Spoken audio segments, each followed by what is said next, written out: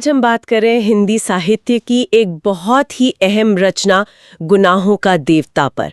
हमें ना इसका जिक्र एक ऑडियो समीक्षा में मिला था और उस समीक्षा में इसके भावनात्मक असर पर मतलब इमोशनल इम्पैक्ट पर काफ़ी जोर था।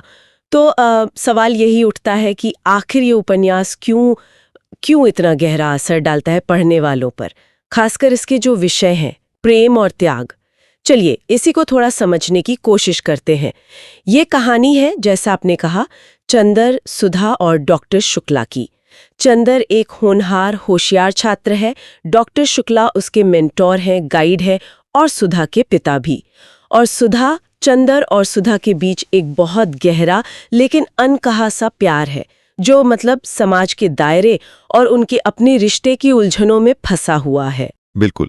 और देखिए, दिलचस्प बात यहाँ यह है कि ये प्रेम कभी खुलकर मतलब वोकल सामने नहीं आता। वो जो समीक्षा थी वो भी इसी तरफ इशारा करती है। ये डॉक्टर शुक्ला के प्रति चंदर का जो आदर है, सम्मान है, समाज की जो मर्यादाएं हैं उस वक्त की, और फिर चंदर का अपना सेल्फ कंट्रोल, उसका आत्मसंयम, इन सब धागों में ये प्यार उलझा हुआ है। चंदर का ये जो अंदरूनी संघर्ष है ना, वो इस नॉवल का एक बहुत ही मार्मिक हिस्सा है। हाँ, और इसी संघर्ष से, इसी कश्मकश से वो त्याग वाली बात जुड़ती है जी, है ना। मतलब वो अपने प्यार को आवाज देने के बजाय उसे खामोशी से जीता है, एक तरह से कुर्बान कर देता है। और समीक्षा कहती है कि इसी त्याग, इसी दर्द से वो गुनाहों का देवता बनता है। बिल्कुल। ये नाम अपने आप में बड़ा विरोधाभासी लगता है ना। बिल्कुल। कि त्याग जैसा एक अच्छा काम, एक नेक काम, उसे गुनाहों का देवता बना रहा है। शायद ये समाज पर भी एक कमेंट है कि कैसे हालात कभी-कभी इतने अजीब हो जाते हैं कि पवित्र भावनाएं भी गुनाह जैसी लगने लगती हैं। सही कहा आपने, ये सोचने वाली बात है। और अगर हम इसे थोड़ा और बड़े कैनवस पर देखें तो वो समीक्षा इस बात पर भी जोर देती है कि उपन्यास की जो भाषा है वो बहुत सरल है, आम बोलचाल जैसी, लेकिन उसका असर वो सीधा रूह तक पहुंचता है। शायद यही सादगी है जो उन अनकहे जज्बातों को, उस खामोशी को और ज्यादा वजन देती है, आवाज देती है। ये कहानी उस जमाने के प्यार को दिखाती है जहां शायद हक जताना, पोजीशन दिखाना उतना जरूरी नहीं था जितना एक दूसरे का सम्मान करना, मर्यादा निभाना था। और शायद यही वजह है कि आज भी लोगों को इतनी गहराई तक छू जाती है। उन्हें शायद अपने जीवन के किसी अधूरेपन की, किसी त्याग की याद दिला देती है। बिल्कुल।